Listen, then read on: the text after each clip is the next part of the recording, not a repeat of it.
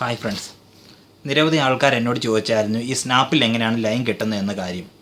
അപ്പോൾ അതൊന്ന് ചെയ്ത് കാണിക്കാൻ വേണ്ടിയാണ് ഞാൻ ഈ വീഡിയോ റെഡിയാക്കുന്നത്. ഒരു സ്നാപ്പാണിത്. സ്നാപ്പും ഇതൊരു ഇതിപ്പോൾ ഞാൻ ബ്രൈഡൽ ലൈൻ വെച്ചല്ല, ചൂണ്ടനൂല് വെച്ചാണ് കാണിക്കുന്നത്. അതായത് നമ്മൾ ചൂണ്ടനൂല് എടുക്കുക, എന്നിട്ട് ഇതിലൊരു കെട്ടിടുക. ഇങ്ങനെ ഒരു കെട്ടിടുക. അതിനുശേഷം അതിനോട് ചേർത്ത് അത് മുറിച്ച് കളയുക.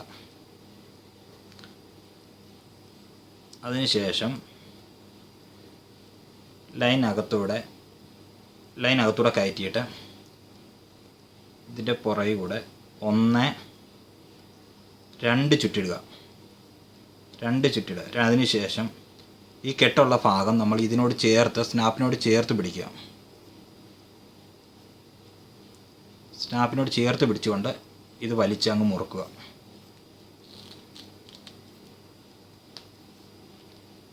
ഇത്രയേ ഉള്ളൂ കാര്യം. ഇങ്ങനെയാണ് ഒരു കെട്ട് കെട്ടുന്നത് എളുപ്പത്തിൽ. ഇത് ചൂണ്ടയിൽ വേണേലും നേരിട്ട് കെട്ടാം, സ്നാപ്പയിൽ വേണേലും കെട്ടാം. ഇപ്പം ഞാൻ സ്നാപ്പയിലാണ് കെട്ടി കാണിക്കുന്നത്. അപ്പോൾ രണ്ടാമത്തെയാണ് ഞാൻ കാണിക്കാൻ പോകുന്നത്. ഒരു ലൈന് ഇതിനകത്തൂടെ കയറ്റുക. അതിനുശേഷം മുകളിലോട്ട് കൊണ്ടുവന്നിട്ട് ഇവിടെ പിടിക്കുക. എന്നിട്ട് ഇത് താഴോട്ട് കൊണ്ടുവന്നിട്ട് ഇതിൽ ചുറ്റുക. 5 റൗണ്ട് ചുറ്റുക. 1, 2, 3, 4, 5 റൗണ്ട് ചുറ്റുക. അതിനുശേഷം ഈ തുമ്പ് ഇതിനകത്തൂടെ മുകളിലോട്ട് വളഞ്ഞിരിക്കുന്നതിനകത്തൂടെ കയറ്റുക. എന്നിട്ട് അവിടെ പിടിച്ചുകൊണ്ട് തന്നെ ഈ ലൈൻ ജസ്റ്റ് ഒന്ന് വലിച്ച് ടൈറ്റ് ചെയ്യാം. ഇത് വലിച്ച് ടൈറ്റ് ചെയ്യാം. അതിനുശേഷം ഇത് വലിച്ചാൽ മുറുകും. ഇത്രയേ ഉള്ളൂ കാര്യം. വളരെ സിമ്പിളായിട്ട് നമുക്ക് കെട്ടാവുന്ന കെട്ടാണിത്. അഴിഞ്ഞു പോകത്തൊന്നുമില്ല, നല്ല മുറുക്കമുള്ളതാണ്. ചൂണ്ടയിലും ഇങ്ങനെ തന്നെ കെട്ടാം, സ്നാപ്പയിലും എല്ലാം ഇങ്ങനെ തന്നെ കെട്ടാം. എന്നിട്ട് ഇവിടെ കട്ട് ചെയ്ത് കളയാം. ഇങ്ങനെയാണ് രണ്ടാമത്തെ കെട്ട്. ഞാൻ നാട്ടിൽ കൊച്ചിലെ മുതലേ കെട്ടിക്കൊണ്ടിരുന്ന ഒരു കെട്ടുണ്ട്. ഞാൻ മീൻ പിടിക്കാൻ തുടങ്ങിയ കാലം മുതൽ കെട്ടിക്കൊണ്ടിരിക്കുന്നത്, ചൂണ്ടയിൽ നേരിട്ട് ലൈൻ കെട്ടിക്കൊണ്ടിരിക്കുന്ന രീതിയാണ് ഇപ്പോൾ കാണിക്കുന്നത്. ആദ്യം നമ്മൾ ലൈൻ എടുത്തിട്ട് ഇങ്ങനെ റൗണ്ടിൽ ഒരു കെട്ട് കെട്ടുക. അത് ഇതിനകത്തൂടെ ചുണ്ടയ്ക്കകത്തൂടെ ഇടുക. വലിച്ചു മുറുക്കുക. അതിനുശേഷം വള്ളി ഇങ്ങനെ വളയ്ക്കുക. വളച്ചതിന് ശേഷം ഇതിനകത്തോട്ടിടുക. ഇങ്ങനെ 2, 3, 4 അത് അവരുടെ ഇഷ്ടം ഇടുക.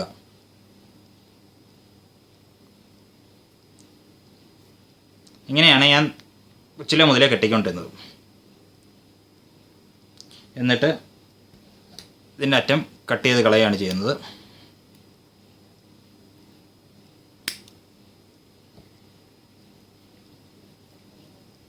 എന്നിട്ട് ഇവിടെ ജസ്റ്റ് നമ്മൾ ഉരുക്കുകയോടെ ചെയ്യും. സിഗരറ്റ് ലാമ്പ് ഉപയോഗിച്ച് ചെറുതായിട്ട് ഈ അറ്റം ഒന്ന് ഉരുക്കുകയും ചെയ്തേക്കും. ഇങ്ങനെയാണ് ലൈനിൽ ഞാൻ നേരത്തെ മുതലേ ചൂണ്ട കെട്ടിക്കൊണ്ടിരുന്നത്. അപ്പോൾ നാട്ടിലൊക്കെ ഉള്ളവർക്ക്, സാധാ ആൾക്കാർക്ക് ചൂണ്ട കെട്ടാൻ ഇത് ഉപകാരപ്പെടും. അപ്പോൾ ഇതേൽ റിങ്ങുള്ള ചൂണ്ടയാണ് ഇത്. പുറകിൽ റൗണ്ടുള്ള റിങ്ങുള്ള ചൂണ്ടയാണ്. ഇതേലിപ്പം ഈ രീതിയിലല്ല, എങ്ങനെ വേണേലും ആൾക്കാർ എങ്ങനെയും ഒക്കെ കെട്ടിവെക്കും. കെട്ടാൻ അറിയാത്ത ആളാണെങ്കിലും പോലും. പക്ഷേ മെയിൻ പ്രശ്നം ഇതുപോലുള്ള പുറകിൽ റൗണ്ട് റിങ് ഇല്ലാത്ത നമ്മുടെ സാധാ നാടൻ ചൂണ്ട. നാട്ടിൽ ഏറ്റവും കൂടുതൽ ഇതാണ് കിട്ടുന്നത്. ഇപ്പോഴാണ് കാർബണിൻ്റെ ചൂണ്ട കിട്ടാൻ തുടങ്ങിയത്. അപ്പോൾ ഇതിൽ കെട്ടാനാണ് ആർക്കും അറിയാത്തത്. ഇത് നിരവധി ആൾക്കാർ ചോദിച്ചത് ഇതിലെങ്ങനെ കെട്ടുമെന്നാണ്. കെട്ടുന്ന അഴിഞ്ഞു പോകാമെന്ന്. അപ്പോൾ ഇതിൽ കെട്ടുന്ന രീതിയാണ് ഇപ്പം ഞാൻ കാണിച്ചത്. അതൊന്നുകൂടെ ഞാൻ റിപ്പീറ്റ് ചെയ്ത് കാണിക്കാം. ഇതിലൊരു കെട്ടിട്ടതിന് ശേഷം ഒന്ന് വലിച്ചു മുറുക്കുക. അതിനുശേഷം 1, 2, 3 പ്രാവശ്യം മുറുക്കുക. അതിനുശേഷം വലിച്ചടുപ്പിക്കുക. ഈ കെട്ടിൻ്റെ പ്രത്യേകത വലിക്കും തോറും മുറുകുന്ന കെട്ടാണ്. അതുകൊണ്ട് തന്നെ പുറകിൽ റൗണ്ട് ഇല്ലെങ്കിൽ പോലും ഇത് ഊരി പോകത്തില്ല. പൊട്ടുക അല്ലാതെ ഊരി പോകുന്ന പരിപാടിയില്ല. ഇത് എവിടെ വലിച്ച് മുറുക്കുന്നു അവിടെ തന്നെ മുറുകുകയും ചെയ്യും. ഇതിപ്പോൾ ഞാൻ അവിടെ വെച്ചാൽ ചെയ്ത് അവിടെ തന്നെ മുറുകുകയും ചെയ്തു. ഇത് അത്രയ്ക്ക് സ്ട്രോങ് കെട്ടാണ്. അപ്പോൾ പുറകിൽ റിങ് ഇല്ലാത്തവർക്ക് പോലും, പുറകിൽ റൗണ്ട് റിങ് ഇല്ലാത്ത ചൂണ്ട പോലും ഇങ്ങനെ കെട്ടുന്നതായിരിക്കും ഏറ്റവും നല്ലത്. എന്ത് വന്നാലും ഇത് അഴിഞ്ഞു പോകത്തില്ല, യാതൊരു സംശയമില്ല, ലൈൻ പൊട്ടുക അല്ലാതെ. ഇങ്ങനെയാണ് ഞാൻ നാട്ടിൽ കൊച്ചിലെ മുതലേ ഉപയോഗിച്ച ചൂണ്ടകൾ മൊത്തം പുറകിൽ റിങ് ഇല്ലാത്തതായിരുന്നു. അതെല്ലാം ഇങ്ങനെയായിരുന്നു ഞാൻ കെട്ടിക്കൊണ്ടിരുന്നത്. പിന്നെ ഈ സൈഡ് ചെറുതായിട്ടൊന്ന് ഉരുക്കി വെക്കും, അത്ര തന്നെ. ബ്രൈഡൽ ലൈൻ ഉപയോഗിച്ച് സ്നാപ്പിൽ ഞാൻ കെട്ടുന്ന രീതിയും കൂടെ കാണിക്കാം. നേരത്തെ ഞാൻ കാണിച്ചിരുന്നു എന്നാണ് തോന്നുന്നത്, ഒന്നുകൂടെ ഞാൻ കാണിക്കാം. ബ്രൈഡൽ ലൈൻ ഇങ്ങനെ ഒന്ന് മടക്കുക. മടക്കിയ ശേഷം റിങ്ങിനകത്തൂടെ കയറ്റുക. അതിനുശേഷം വെറുതെ ഒരു കെട്ടങ്ങിടുക. അതിനുശേഷം ഈ തുമ്പെടുത്തിട്ട് ഇതിനകത്തൂടെ കയറ്റുക. കയറ്റി ഇത് രണ്ടും കൂടെ ചേർത്ത് പിടിക്കുക. ചേർത്ത് പിടിച്ചിട്ട് ഒന്നുകൂടെ കെട്ടുക.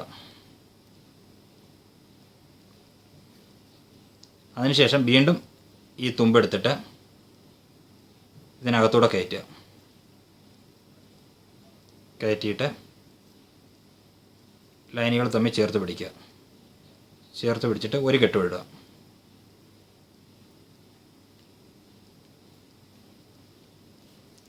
ഇങ്ങനെയാണ് ഞാൻ ബ്രൈഡൽ ലൈൻ കെട്ടിക്കൊണ്ടിരിക്കുന്നത്. ഇത് ഞാൻ കെട്ടുന്ന രീതിയാണ് കാണിച്ചത്. ഓരോരുത്തരും അവരവർക്ക് ഇഷ്ടമുള്ള എളുപ്പമുള്ള കെട്ടുകൾ കെട്ടുക. യൂട്യൂബിൽ നോക്കാമെങ്കിൽ നിരവധി കെട്ടുകൾ കാണാം. ഒരു 100 കണക്കിന് കെട്ടുകളിലുമുണ്ട്, ചൂണ്ടനൂലും ലൈനും ഒക്കെ തമ്മിൽ കെട്ടുന്നത്. അതിൽ അവരവർക്ക് ഇഷ്ടമുള്ള കെട്ടാം. ഞാൻ ഇങ്ങനെയൊക്കെയാണ് കെട്ടുന്നത്. ഈ കെട്ടൊന്നും ഇതുവരെ പൊട്ടിപ്പോയിട്ടില്ല, ലൈൻ പൊട്ടിയാലേ ഉള്ളൂ.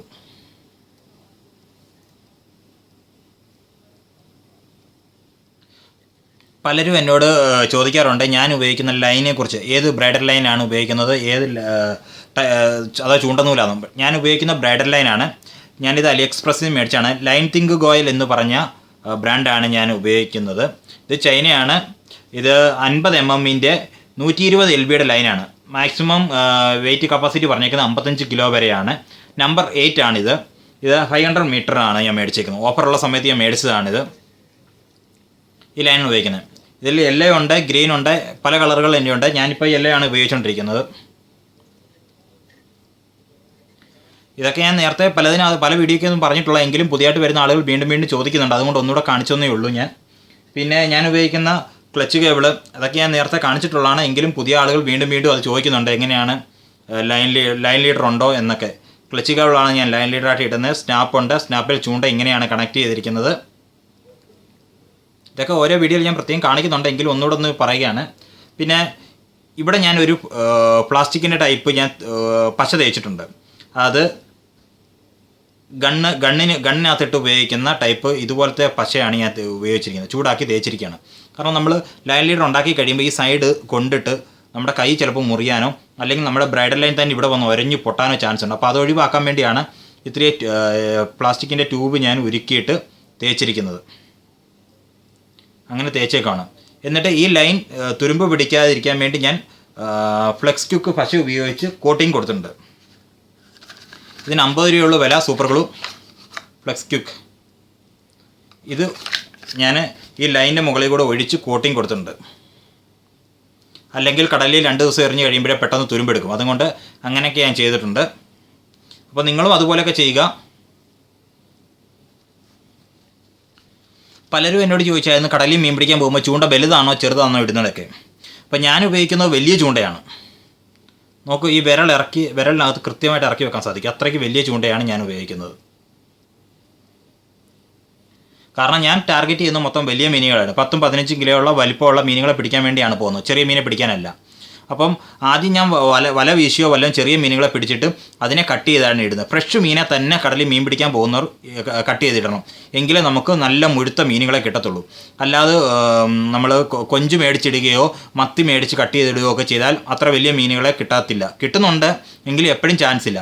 ആ സമയത്ത് ഫ്രഷ് മീനെ അന്നേരം പിടിച്ച ഒരു മീനെ ജീവനോടെയോ കട്ട് ചെയ്ത് 4 പീസാക്കി ഇടാമെങ്കിൽ 100% ഉറപ്പാണ് നല്ല മുഴുത്ത മീനടിക്കും.